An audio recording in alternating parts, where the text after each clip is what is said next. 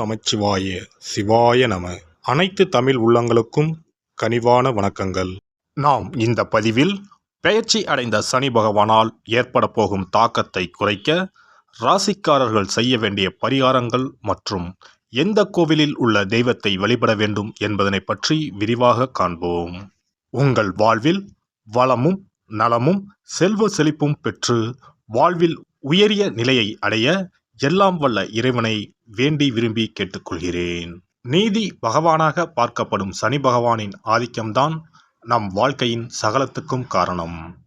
ஒருவர் தன் கடமை நேர்மையில் இருந்து தவறும்போது அதற்கான தண்டனையை சனி பகவான் கடுமையாக கொடுப்பார். அதனால்தான் சனி பெயர்ச்சி என்றாலே நாம் பயப்படுகிறோம். என்ன ஆகுமோ எப்படி இருக்குமோ என்று நடுங்குவோம். ஜோதிடத்தில் நம்பிக்கை இல்லாதவர்களின் நெஞ்சங்களிலும் பயத்தை கொடுப்பவர் சனி பகவான். பொதுவாக சனி பகவான் 2.5 ஆண்டுகள் ஒரு ராசியில் சஞ்சரிப்பார். அந்த வகையில் 12 ராசிகளையும் கடப்பதற்காக 30 ஆண்டுகளை எடுத்துக்கொள்கிறார். இவ்வாறு ஒவ்வொரு முறையும் சனி பகவான் பெயர்ச்சி அடையும் போது அனைத்து ராசிகளிலும் ஆக்கப்பூர்வமாக இருப்பதில்லை. அப்படியாக சனி பகவான் மகரம் ராசியில் இருந்து கும்ப ராசிக்கு இடப்பெயர்ச்சி அடைகிறார். அதன்படி மேசம் லாபச்சனி, ரிஷபம் தொழில் சனி, மிதுனம் பாக்கிய சனி, துலாம் புண்ணிய சனி, தனுசு தைரிய சனி என வருவதால் இந்த ராசிக்காரர்கள் கொஞ்சம் நிம்மதி பெருமூச்சு விடலாம். அவ்வப்போது சனி பகவானை வழிபாடு செய்து வாருங்கள். வாழ்க்கையில் நல்லது நடப்பதற்கும் நன்றியை சொல்லிவிட்டு வாருங்கள். அதுவே கடகம் ராசிக்காரர்களுக்கு அஷ்டம சனியும், சிம்ம ராசிக்காரர்களுக்கு கண்டச்சனியும், கும்பம் மகரம் மீனம் உள்ளிட்ட ராசிக்காரர்களுக்கு 7.5 சனியும் உள்ளது. தனுசு ராசிக்காரர்கள் 7.5 சனியில் இருந்து விடுபட்டு உள்ளீர்கள். விருச்சிகம் ராசிக்காரர்களுக்கு அர்த்தாஷ்டம சனியாக உள்ளது. எனவே இவர்கள் தங்கள் வாழ்க்கையில் எடுத்து வைக்கும் ஒவ்வொரு அடியையும் மிகுந்த எச்சரிக்கையுடன் எடுத்து வைக்க வேண்டும். மேலும் கும்பராசியில் சஞ்சரிக்கும் சனி பெயர்ச்சியின் தாக்கம் அனைத்து ராசிகளிலும் காணப்படும். சனி பகவானின் தாக்கத்தில் இருந்து தப்பிக்க பரிகாரம் ஒன்றே வழி. அதன்படி சனி பெயர்ச்சியால் பாதிக்கப்படும் ராசிக்காரர்கள் செய்ய வேண்டிய பரிகாரங்கள் மற்றும் எந்த கோவிலில் உள்ள சனி பகவானை வணங்க வேண்டும் என்று பார்க்கலாம். துலாம் ராசி அன்பர்களே, 5ஆம் வீட்டில் அமர்ந்திருக்கும் சனி புண்ணிய சனி காலம் என்பதால் உங்கள் வாழ்க்கையில் நேர்மறையான பலன்கள் கிடைக்கும். இந்த நேரத்தில் முதலீடுகள் மூலம் லாபத்தையும் முதலீடுகள் செய்யவும் சாதகமானதாக இருக்கும். உங்களின் உடல் ஆரோக்கியத்தில் மட்டும் கவனம் தேவை. தீராத நோய், கடன் மேல் கடன், என்னங்க இந்த மாதிரியான சிக்கல்ல தான் நீங்க சிக்கி தவிச்சுக்கிட்டு இருக்கீங்களா? ஒரு முறை இங்க போய் வழிபட்டு வாங்க. பிடிச்ச தோஷம் விலகி ஓடுறத ஒரு சில நாட்களில் உணர்வீர்கள். சனி பகவானின் திருவருளை பெற, வாழ்வில் மேன்மை பெற விழுப்புரம் அருகே உள்ள கோலியனூர் வாலீஸ்வரர் ஆலயத்தில் சனி பகவான் தனி சன்னதி கொண்டு அருள்கிறார். இவரை வணங்க சனி பாதிப்புகளில் இருந்து நிவாரணம் பெறலாம். இக்கோவிலுக்கு ஒரு முறை குடும்பத்துடன் சென்று வாருங்கள். பல மாற்றங்கள் உங்கள் வாழ்வில் உண்டாகும். விழுப்புரத்தில் இருந்து புதுச்சேரி செல்லும் வழியில் 7 கிலோமீட்டர் தூரத்தில் கோலியனூர் உள்ளது. அங்கு அமைந்துள்ள இத்தலத்தில் மகா சிவராத்திரி பஞ்சமி திதியன்று சப்த கன்னியருடன் உள்ள வீரபத்திரருக்கு விசேஷ பூஜை நடக்கும்.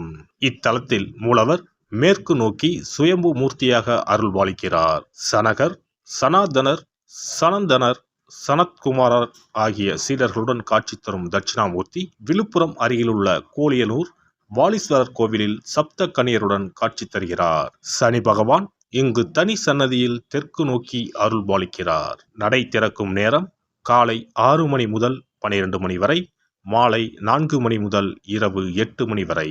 இச்சன்னதியில் முருகன், விநாயகர், சனீஸ்வரர், லட்சுமி நாராயணர் ஆகியோரும் இருக்கின்றனர். தலைவிதி சரியில்லை என வருந்துபவர்கள் மன அமைதி கிடைக்கவும், கல்வியில் சிறப்பிடம் பெறவும், செவ்வாய் தோஷ நிவர்த்திக்காகவும், குடும்பத்தில் ஐஸ்வர்யம் பெருகுவதற்காகவும், தீராத நோய்கள் விரைவில் குணமாகவும், முக்தி கிடைக்கவும் இத்தலத்திற்கு வந்து வழிபடுகின்றனர். சனி தோஷத்தால் பாதிப்படைந்தவர்கள் இங்கு வழிபாடு செய்வது சிறப்பு.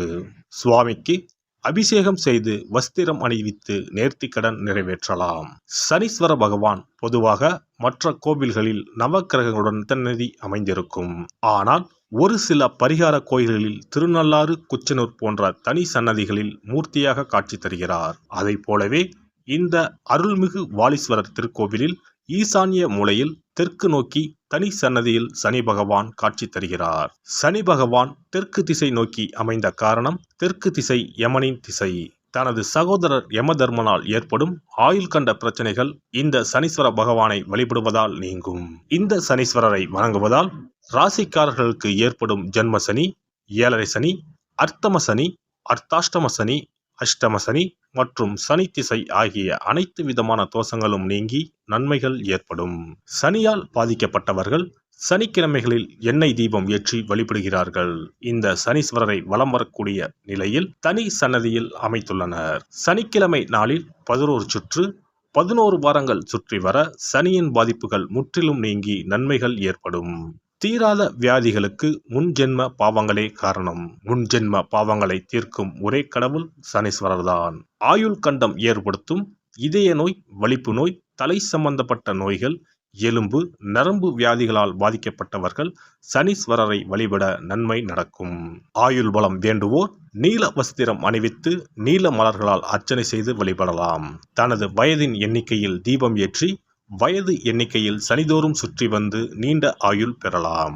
சனி மற்றும் ஞாயிற்றுக்கிழமைகளில் ஏழைகளுக்கு எள் மற்றும் பிற சாதங்களை அன்னதானம் செய்யலாம். பொதுவாக தட்சிணாமூர்த்தியை வியாழக்கிழமைகளில் வழிபாடு செய்வார்கள். ஆனால் இங்கு பக்தர்கள் தினமும் பூஜை செய்து வழிபடுகிறார்கள். குடும்பத்தில் ஐஸ்வர்யம் பெருக சனிக்கிழமைகளில் வைஷ்ணவியையும், தீராத நோய்கள் விரைவில் குணமாக புதன்கிழமையில் வாராகியையும், தோஷ நிவர்த்தி பெற வியாழக்கிழமைகளில் இந்திராணியையும், திருமண தடை நீங்க வெள்ளிக்கிழமைகளில் சாமுண்டியையும் வழிபடுகிறார்கள். இவ்வாறு ஒவ்வொரு கன்னியரையும் வணங்கும் போது அவர்களுடன் தட்சிணாமூர்த்திக்கும் நைவேத்தியம் படைக்கிறார்கள். இதனால் தங்களின் குருவின் கட்டளைப்படி பக்தர்களுக்கு சப்த கன்னியர் அருளுவதாக சொல்கிறார்கள். சம்பாதிக்கிற காசு எங்க போகுதுன்னே தெரியாது. தீராத நோய், கடன் மேலே கடன், இது போன்ற ஏதேனும் அறிகுறிகளுடன் என்ன செய்வதென்றே தெரியாமல் உள்ளீர்களா? எத்தனையோ கோவில் வழிபாடு, நோய்க்கு மருத்துவர்னு எதுக்குமே பயன் இல்லையா? கவலையை விடுங்க. இந்த கோவிலுக்கு மட்டும் குடும்பத்துடன் ஒருமுறை சென்று வழிபட்டு வாருங்கள். அதன் பிறகு தடைப்பட்டு இருந்த உங்களது வளர்ச்சியும் ஆரோக்கியமும் பிடித்த தோஷங்களும் விலகி ஓடுகிறத ஒரு சில நாட்களில் உணருவீர்கள். இத்திருக்கோயிலுக்கு செல்ல முடியாதவர்கள் வீட்டிலேயே சில எளிய பரிகாரம் செய்யலாம். சனிக்கிழமை தோறும் எல் தீபம் ஏற்றி வழிபடலாம். காகத்துக்கு சாதம் இடுவதும் மாற்றுத்திறனாளிகளுக்கு இயன்ற உதவிகளை செய்வதும் சிறப்பு. சனிக்கிழமை தோறும் சனி பகவானுக்கு இரும்பு அகல் விளக்கில் நல்லெண்ணெயில் தீபம் ஏற்றி வழிபட பலவித பலன்களை பெறலாம். கருங்குவளை மலர்களால் சனி பகவானுக்கு அர்ச்சனை செய்து வர நன்மைகள் பலவற்றை பெறலாம். வன்னிமர இலைகளை மாலைகளாக தொடுத்து சிவபெருமானுக்கு சனிக்கிழமை தோறும் சாற்றி வணங்கி வழிபடவும். சனிக்கிழமை அசைவ உணவு கண்டிப்பாக சாப்பிடக்கூடாது. சனிக்கிழமை தோறும் நல்லெண்ணெய் குளியல் செய்தால் கெடுதல் குறையும். விநாயகர் வழிபாடு செய்வது மிக உத்தமம். அனுமன் வழிபாடு சனி பகவானின் தொல்லைகளை குறைக்கும்.